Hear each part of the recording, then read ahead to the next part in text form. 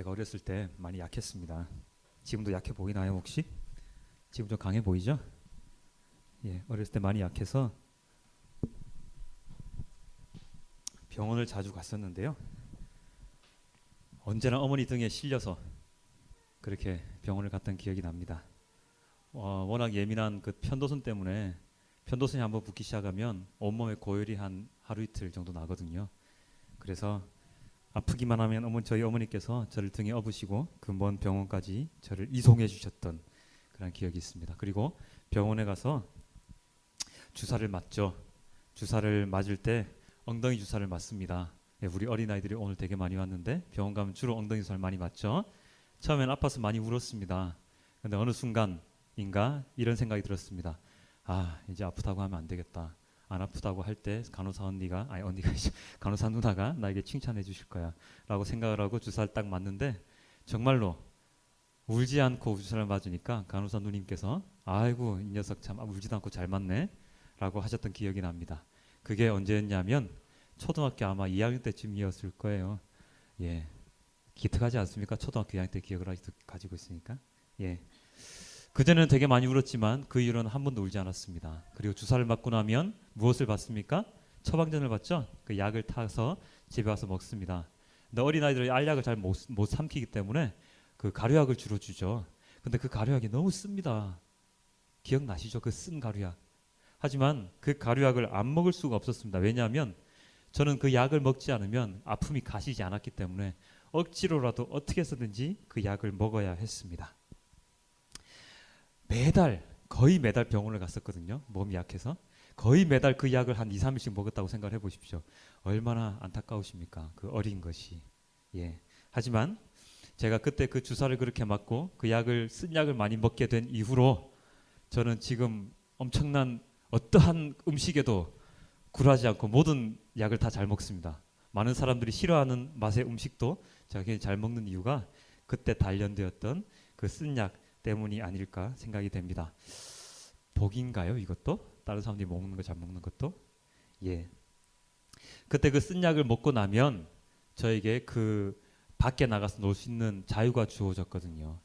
그래서 저는 그 쓴 약을 참으며 먹고 한숨 푹 자고 일어나면 땀과 함께 그 모든 질병들이 다 밖으로 배출되는 그런 기쁨을 느낄 수 있었습니다. 그게 바로 제가 병원을 갔던 이유였고 제가 약을 먹었던 이유입니다. 여러분은 주사를 잘 맞으시나요? 아유, 주사 어떤 분들은 주사 맞는 것조차도 보지 못하시는 분이 계시고 피가 나는 것만 봐도 쓰러지시는 분이 계시긴 합니다. 제 그 친척 중에는 너무 안타까운데요. 그리고 이 주사를 확실하게 맞으면 내가 병에 낫는다라는 확신이 있다면 여러분들 그 주사를 맞지 않고 그냥 견디시겠습니까? 아니면 그 주사를 맞으시겠습니까? 약을 먹으시겠습니까? 웬만하면 저는 참고 견뎌요. 웬만하면 병원 안 가요. 라고 하시는 분이 계신데 그런 분들은 아마도 웬만하게 참으면 병이 낫기 때문에 병원 안 가시겠죠. 만약에 웬만하게 참았는데도 병이 낫지 않는다면 병원을 가야죠. 그렇지 않습니까? 참지 못할 정도로 아프면 병원에 가서 주사도 맞아야 되고 약도 먹어야 되는 것입니다. 그게 바로 병을 빨리 낫는 그런 방법일 것입니다. 자, 이제 우리가 영상 한 편을 보시고요. 우리 서두를 좀 마치고 오늘의 말씀으로 들어갈까 합니다. 오늘의 영상 우리 한 편을 보실 텐데요. 영상을 보고 나서 말씀을 계속 이어가도록 할게요. 여러분들은 구원에 대한 확신이 있으십니까? 구원은 어떻게 받는 것일까요? 그리고 구원을 왜 받아야 하는 것일까요? 그리고 구원은 우리에게 어떠한 가치가 있습니까? 한 가지 비유를 한번 해보겠습니다. 제가 앞서 말씀드렸던 병원에 대한 이야기인데요. 내가 아픕니다. 아파서 죽을 것 같습니다. 더 이상 아프지 않았으면 좋겠습니다. 그럴 때 우리는 병원을 가죠. 그리고 진찰을 받습니다. 당신 약만 먹으면 되겠어요. 주사만 맞으면 나을 거예요. 아닌데 수술해야 되겠는데요. 이런 많은 의사들의 진찰 결과가 나옵니다. 그러한 병에 대한 진찰을 하는 이유는 바로 병을 낫기 위함이지요. 그렇게 병을 나으면 우리는 어떻게 합니까? 우리는 생생하게 또다시 생활을 할 수 있습니다. 그런데 만약에 우리가 병원을 가지 않는다면 참다 자연히 치유가 될 수도 있겠지만 고통 속에서 하루하루를 보내어야 할 것입니다. 만약에 제때 치료를 받지 않으면 사망에 이를 수도 있습니다. 아주 작은 질병이 아니라면 우리는 분명히 병원에 가서 정확히 진찰을 받고 그리고 치료를 받아야 합니다. 제가 언제나 하는 이야기지만 우리는 죄인입니다. 죄라는 병에 걸려서 하루하루를 살아가는 환자들인 셈이죠. 그 죄라는 병을 치료하기 위해서 우리는 많은 노력을 해야 하지만 내가 병에 걸린 것조차 모르는, 그것조차 모르며 살아가는 사람도 많이 있습니다. 왜냐하면 죄라는 병은 눈에 잘 드러나지 않죠. 우리가 잘 알 수가 없기 때문입니다. 어떨 때는 막 아픈 것 같다가 또 좀 지나면 또 괜찮아지고, 또 조금 지나면 또 도져서 아프고, 이런 경험이 많이 있으실 것입니다. 바로 그러한 상황과 비슷한 것이 바로 죄라는 병입니다. 그리고 이 죄라는 병은 우리가 혼자서 낫고자 한다고 해서 나을 수 있는 병이 아닙니다. 자연 치유될 수 있는 병이 아닙니다. 이것은 우리의 힘으로 나을 수 있는 것이 아니라 반드시 외부의 힘을 빌려야만 나을 수 있는 병입니다. 우리가 만약에 암이라는 지독한 병에 걸렸을 때 우리 힘으로 나을 수 있는 그런 사람은 거의 없지 않습니까? 병원에 가서 치료를 받거나 수술을 하거나 아니면 정말로 자연적인 치유 방법, 무슨 생식을 하든지 이런 여러 가지 방법을 통해서 우리는 나을 수밖에 없는 것이지요. 우리가 병원에 가는 걸 즐기는 사람 없습니다. 오늘 주사 맞으러 가는데 너무 즐겁다. 야, 우리 쓱약 먹으니까 너무 맛있어. 라고 하면서 병원 가는 사람 아무도 없습니다. 그리고 어떤 사람들은 흰 가운만 보면 경기를 일으키는 우리 아이들도 있고 사람들도 많이 있으시죠. 그렇기 때문에 우리는 병원을 가는 것을 좋아하지 않습니다. 그리고 최대한 병원에 안 갈 수 있는 방법만 있다면 안 가려고 굉장히 노력을 합니다.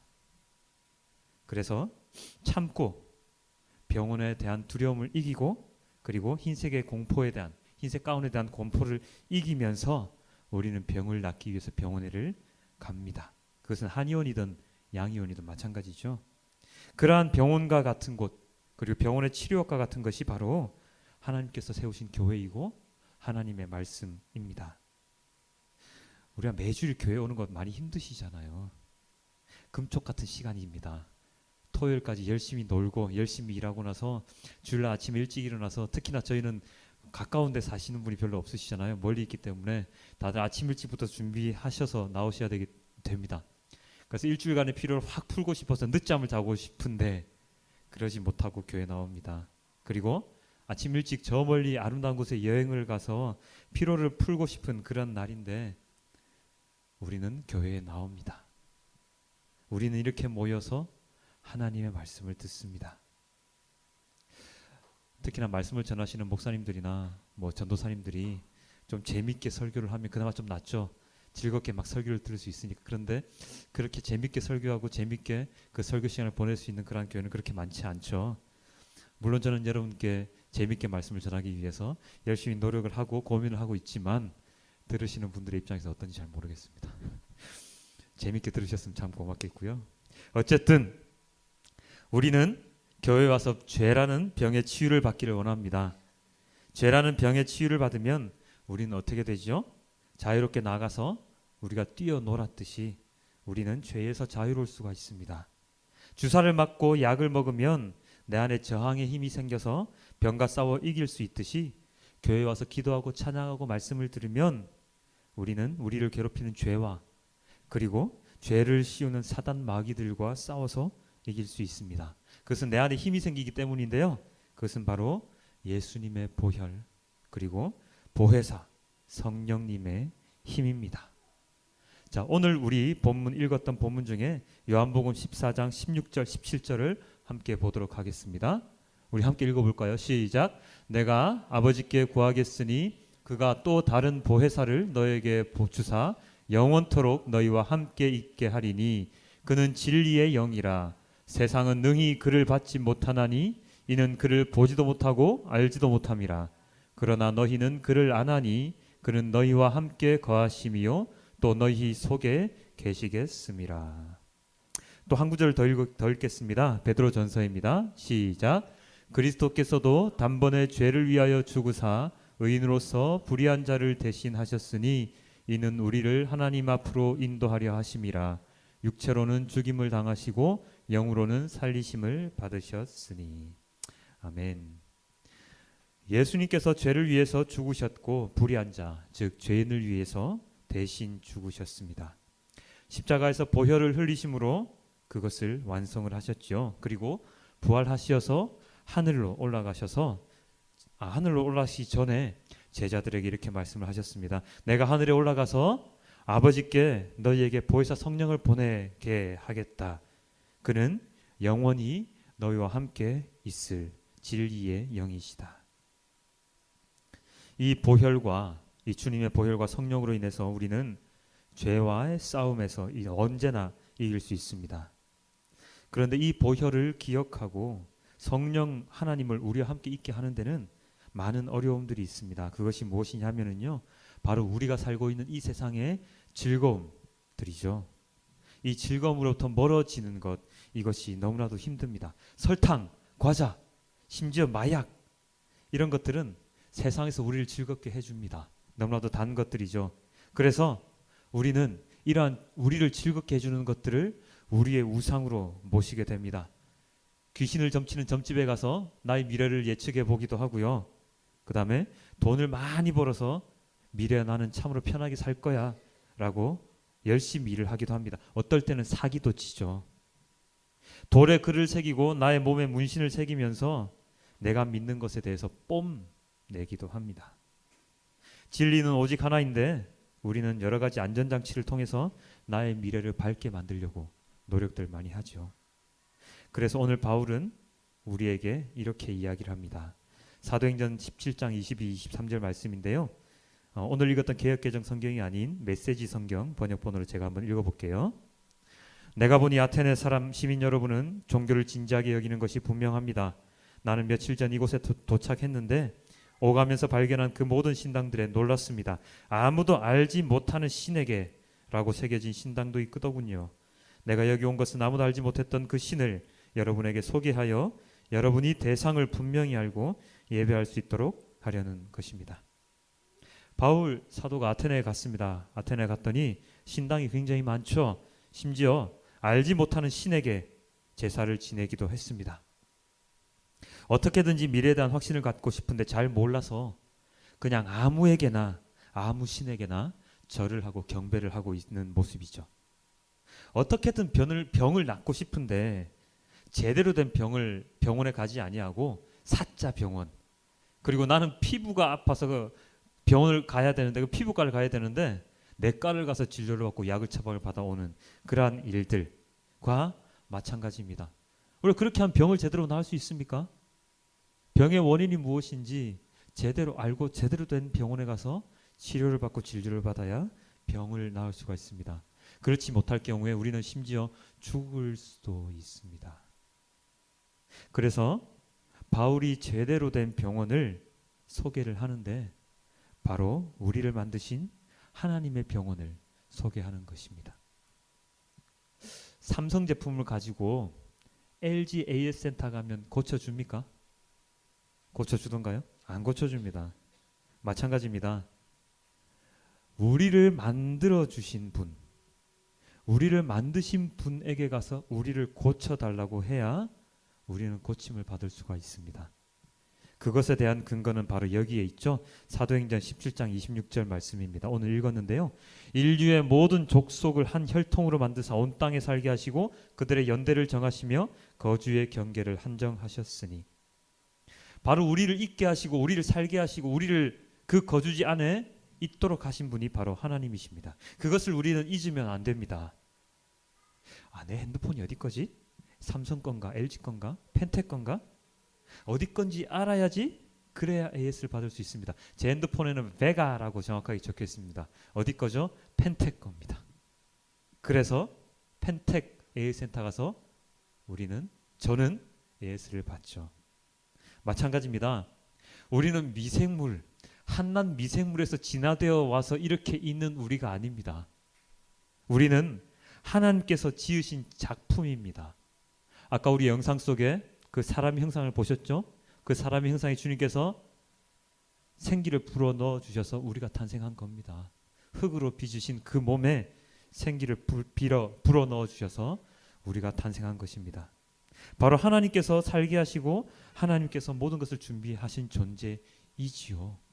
그것을 우리가 모르고 있으면 안 됩니다. 알고 있어야 됩니다. 그것을 알게 해주시는 분이 바로 성령 하나님이시죠. 예수님께서 부활하셔서 하늘에 오르시기 직전에 우리에게 보내시겠다고 말씀하셨던 바로 그 진리의 영, 세상은 알지 못하는 거룩한 영, 그 영이 우리와 함께 계심으로 인해서 우리의 소속사가 어딘지, LG인지 삼성인지 펜텍인지 아니면 하나님인지가 정확하게 밝혀지는 것입니다. 우리 한 구절만 더 보겠습니다. 사도행전 17장 30절인데요. 제가 한번 읽어보겠습니다. 알지 못하던 시대에는 하나님이 간과하셨거니와 이제는 어디든지 사람에게 다 명하사 회개하라 하셨으니, 우리가 어디 소속인지 모를 때에는 그냥 놔두셨습니다. 하지만 이제 우리를 알게 하셨고 너는 나의 소속이니 내 말을 따라 살아라 라고 명령하셨습니다. 내가 너의 주치이다. 내가 말하는 대로 하지 않으면 너는 죽을 거야 라고 말씀하시는 거죠. 그래서 나를 모르면 다 죽어. 심판받아. 증거를 보여달라고? 내가 보낸 독생자 예수가 바로 그 증거야. 예수가 죄로 인해 죽었지만, 십자가에서 죽었지만 다시 살아와서 나와 함께 있는 것이 바로 그 증거야 라고 하나님께서 우리에게 말씀을 하시는 것이죠. 그렇기 때문에 우리도 그 증거에 따라서 죄에서 자유로워질 수가 있고 하나님과 함께 자유하게 될 수 있는 것입니다. 하나님께서 내려주신 그 구원의 선물을 우리가 받을 수 있는 것이죠. 그렇지만 그 증거만으로는 불충분하다고 주님께서는 우리에게 말씀하십니다. 요한복음 14장 15절입니다. 너희가 나를 사랑하면 나의 계명을 지키리라. 그 다음에 21절입니다. 21절은 다 함께 읽어보겠습니다. 시작. 나의 계명을 지키는 자라야 나를 사랑하는 자니 나를 사랑하는 자는 내 아버지께 사랑을 받을 것이요 나도 그를 사랑하여 그에게 나를 나타내리라. 우리에게 주어진 사명이 있습니다. 그것은 바로 주님께서, 예수님께서 우리에게 주신 계명을 지켜야 한다는 것인데요. 그 계명은 바로 이것입니다. 내 마음을 다하고 목숨을 다하고 뜻을 다하고 힘을 다하여 주 너의 하나님을 사랑하라 하신 것이요, 그것이 첫 번째요. 둘째는 이것이니 내 이웃을 내 자신과 같이 사랑하라 하신 것이라. 이보다 더 큰 계명이 없느니라. 단지 두 가지의 계명입니다. 우리 성경책 앞에 적혀있는, 뒤에 적혀있는 10가지 계명이 아닙니다. 유대인들이 지키고 있는 365가지의 계명이 율법이 아닙니다. 단 두 가지 계명입니다. 참 쉬울 것 같지요. 그런데 또 그게 그렇지 않은가 봅니다. 왜 이렇게 어렵습니까? 베드로전서 3장 17절 말씀인데요. 선을 행함으로 고난을 받는 것이 하나님의 뜻일진데 악을 행함으로 고난 받는 것보다 나으니라. 하나님께서는요, 선을 행함으로 고난을 받을 수 있다고 말씀을 하십니다. 언제나 즐거울 수가 없다고 얘기를 하시는 것이죠. 예수님의 계명을, 예수님께서 우리에게 주신 계명을 지키고 살아가고 선을 행하며 살아가는데 그것으로 인하여 우리가 고난을 받을 수가 있다고 하십니다. 그렇지만 부끄러움을 당하고 비난을 받아도 선을 행하며 고난을 받는 것이 우리에겐 희망입니다. 하나님과 함께 있을 수 있는 방법이기 때문입니다. 순종하지 않음으로 받는 희망, 순종하지 않기 때문에 우리가 얻는 그 즐거움, 자유는 그 반대로 고난이 되는 것이지요. 오늘 본문에 노아의 방주 이야기도 나왔습니다. 기억나십니까? 20절이었죠. 그들은 전에 노아의 날 방주를 준비할 동안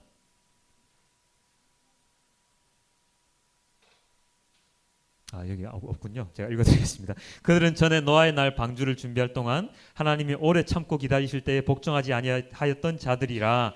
방주에서 물로 말미암아 구원을 얻은 자가 몇 분이니 겨우 8명이라.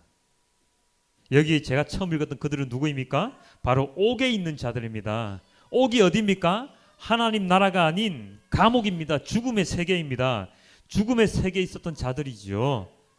오랫동안 멸시를 받으며 천대를 받으며 살았지만 꿋꿋이 순종하여 방주를 만들었던 노아는 하나님의 선택을 받아서 생명을 얻었지만, 그렇지 못했던 사람들, 야 노아 너 바보 같은 짓 하지 마, 에이 바보 같은 놈아, 이 맑은 날에 무슨 비가 온다는 거야, 정신병자 취급하면서 도와주지 않았고, 그리고 허랑방탕하게 살았던 그 시대의 노아 외의 그 인물들은 다 죽음의 세계에 떨어져 버렸습니다. 그렇기 때문에 우리가 순종함으로 받는 고난은 우리에게 희망이 됩니다.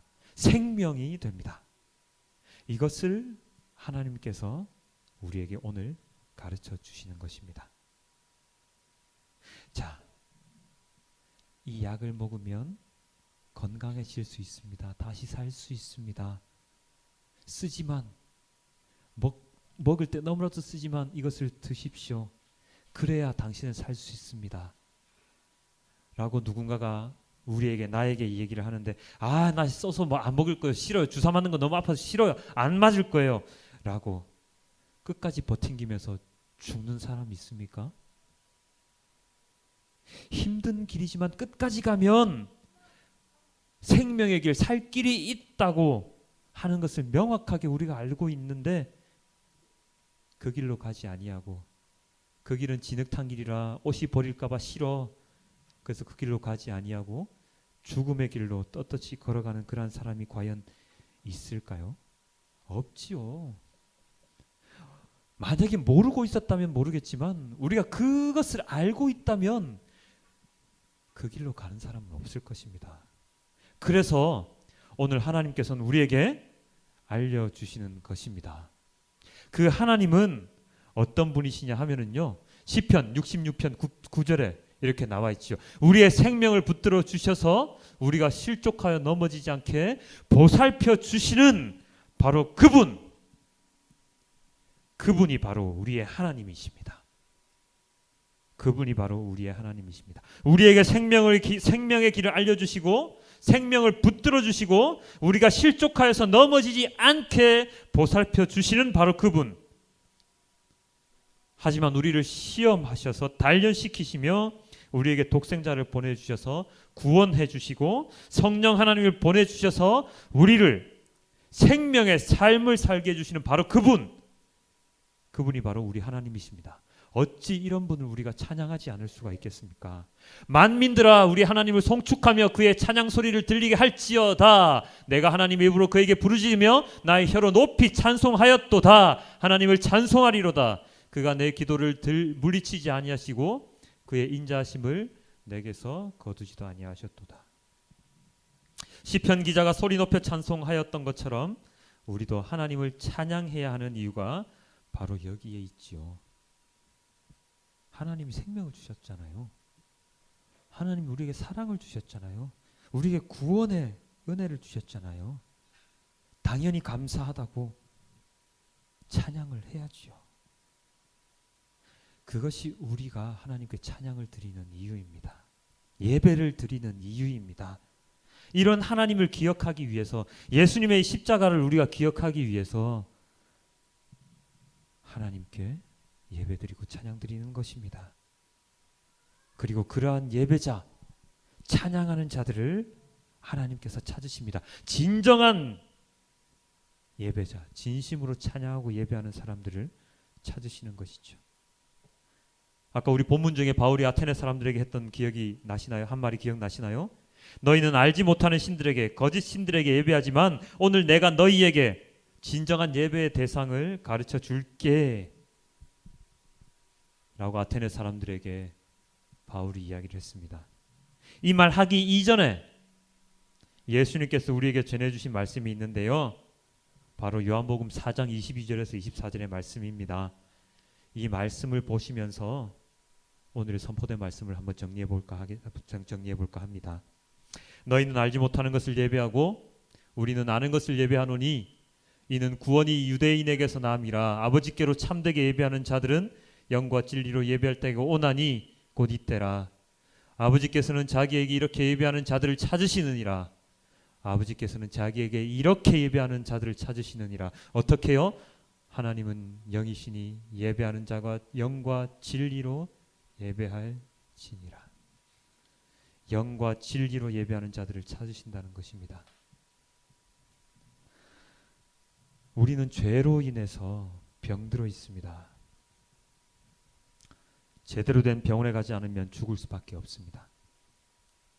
그 제대로 된 병원이 바로 우리가 주일마다 찾아오는 교회입니다.